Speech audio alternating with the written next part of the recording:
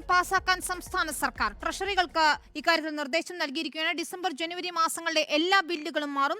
1303 കോടി രൂപയുടെ ബില്ലുകൾ മാറി നൽകുമെന്ന് ധനമന്ത്രി കെ.എൻ. ബാലഗോപാൽ അറിയിച്ചു. അല്ലമീൻ നൽകും വിവരങ്ങൾ. അല്ലമീൻ, തദ്ദേശ സ്ഥാപനങ്ങളുടെ ബില്ലുകൾ അടക്കമാണ് ആദ്യം പരിഗണിക്കുക അല്ലെങ്കിൽ പാസാക്കുക എന്നാണ് മനസ്സിലാക്കാൻ കഴിയുന്നത്.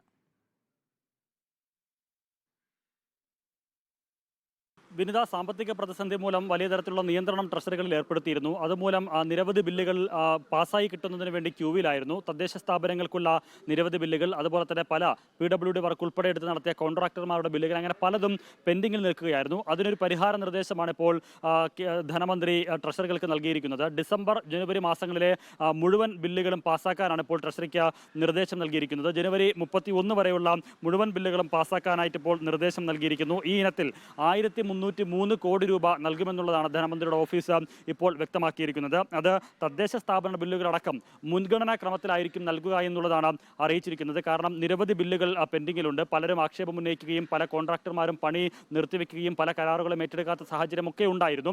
അത് പരിഹരിക്കുക കൂടി ലക്ഷ്യമിട്ട് പ്രത്യേകിച്ച് ലോക്സഭാ തെരഞ്ഞെടുപ്പ് കൂടി വരുന്ന ഒരു സാഹചര്യം കൂടി പരിഗണിച്ചുകൊണ്ടാണ് ഈ ബില്ലുകൾ മുൻഗണനാ ക്രമത്തിൽ പാസ്സാക്കാൻ നിർദ്ദേശം നൽകിയിരിക്കുന്നത്. ഡിസംബർ ജനുവരി മാസങ്ങളിലെ ബില്ലുകളാണ് ഇപ്പോൾ പാസ്സാക്കുക. ആ ഇനത്തിൽ 1303 കോടി രൂപ വിതരണം ചെയ്യുമെന്നുള്ളതാണ് സർക്കാർ അല്ലെങ്കിൽ ധനവകുപ്പ് ഇപ്പോൾ അറിയിച്ചിരിക്കുന്നത്. ശേഷിക്കുന്ന ബില്ലുകൾ എപ്പോഴത്തേക്ക് പാസ്സാക്കുമെന്നുള്ള ഒരു ചോദ്യം അപ്പോഴും അവശേഷിക്കുന്നു. സ്വാഭാവികമായും കൂടുതൽ പണം സർക്കാരിന് ലഭിക്കുമെന്ന് മുറയ്ക്ക്, അത് കടമെടുപ്പായിരുന്നാലും മറ്റു രീതിയിലായിരുന്നാലും സംസ്ഥാനത്തിന് കൂടുതൽ പണം ലഭിക്കുന്ന മുറയ്ക്കായിരിക്കും ആ ബില്ലുകൾ പാസ്സാക്കുക. അതൊരു പക്ഷേ അടുത്ത സാമ്പത്തിക വർഷത്തിലായിരിക്കും ആ ബില്ലുകൾ പാസ്സാക്കുക എന്നുള്ളതും ഇപ്പോൾ സൂചനയായി ലഭിക്കുന്നത്. ഏതായിരുന്നാലും മുടങ്ങിക്കിടന്ന ബില്ലുകളിൽ 2 മാസത്തെ ബില്ലുകൾ പൂർണ്ണമായും അത് മുൻഗണനാ ക്രമത്തിൽ പാസ്സാക്കാനാണ് ധനമന്ത്രി ട്രഷറികൾക്ക് ഇപ്പോൾ നിർദ്ദേശം നൽകിയിരിക്കുന്നത്. വിനിത, അല്ലമീനാണ് വിവരങ്ങൾ നൽകിയത്. ഏതായാലും ട്രഷറികളുടെ നിയന്ത്രണങ്ങൾ നീങ്ങുന്നു എന്ന് തന്നെയാണ് മനസ്സിലാക്കുന്നത്. ആദ്യഘട്ടത്തിൽ തദ്ദേശ സ്ഥാപനങ്ങൾക്കുള്ള ബില്ലുകളടക്കം മുൻഗണനാ ക്രമത്തിലാണ് തുക വിതരണം ചെയ്യുന്നതെന്ന് അല്ലമീൻ റിപ്പോർട്ട് ചെയ്യുന്നു.